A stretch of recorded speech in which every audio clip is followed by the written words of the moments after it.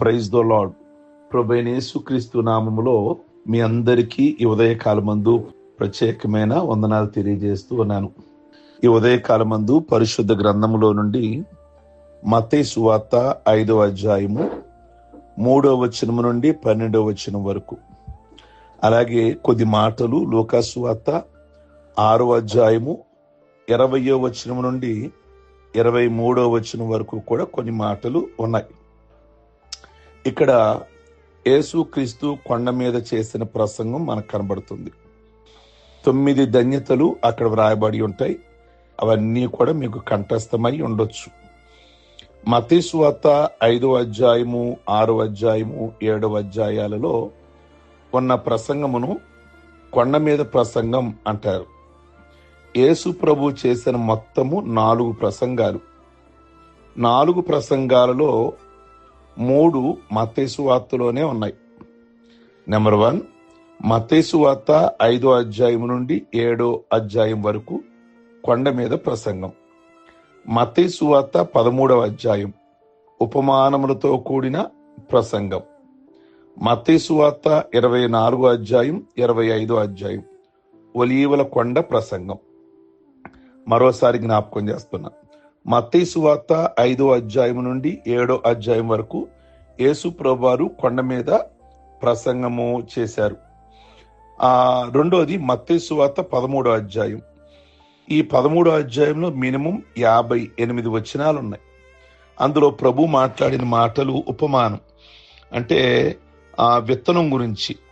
కొన్ని విత్తనాలు రాతి నేలలో పడ్డాయి, కొన్ని విత్తనాలు మంచి నేలలో పడ్డాయి, కొన్ని విత్తనాలు త్రోవ ప్రక్కన పడ్డాయి, కొన్ని విత్తనాలు ముళ్ళల్లో పడ్డాయి అని ప్రభు మాట్లాడారు.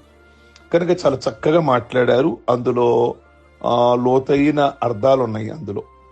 అలాగే మత్తయి సువార్త 24వ అధ్యాయము 51 వచనాలు, 25వ అధ్యాయం 46 వచనాలు, టోటల్ 97 వచనాలు యేసు ప్రభువారు రాబోతుండగా జరిగే ఆ మార్పుల గురించి అక్కడ విషయాలు వ్రాయబడ్డాయి.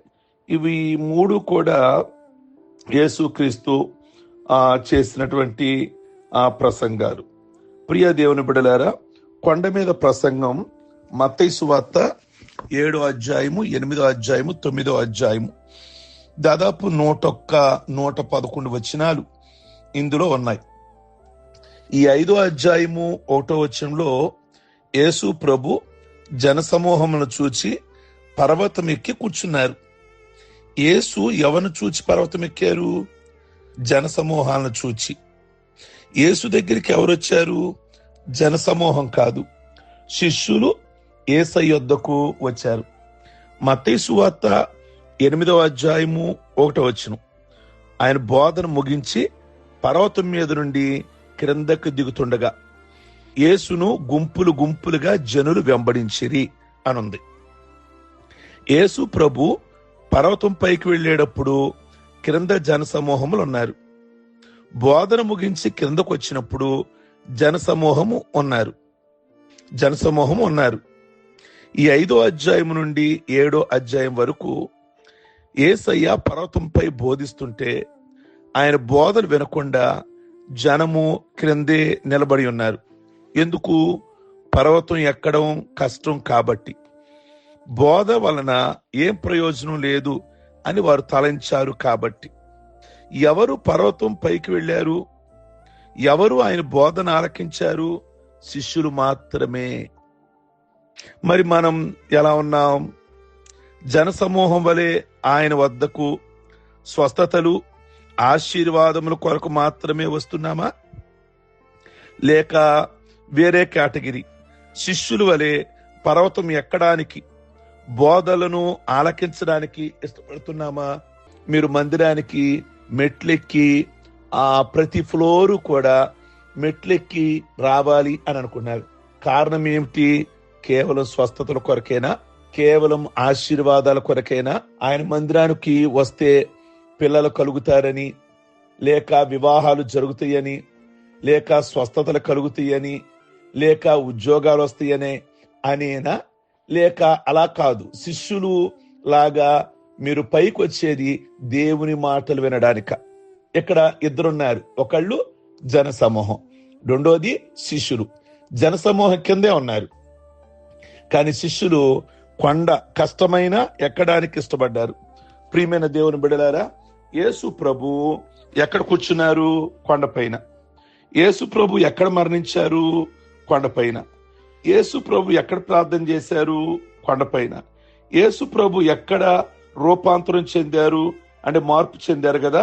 కొండ మీదకి వెళ్ళిన తర్వాత అక్కడికి పేతురు, యోహాను, యాకోబుని తీసుకొని వెళ్ళారు కదా. అక్కడికి ఆ కొండ మీదకి వెళ్ళిన తర్వాత రూపాంతరం చెందారు కదా. ఎక్కడది? కొండపైన.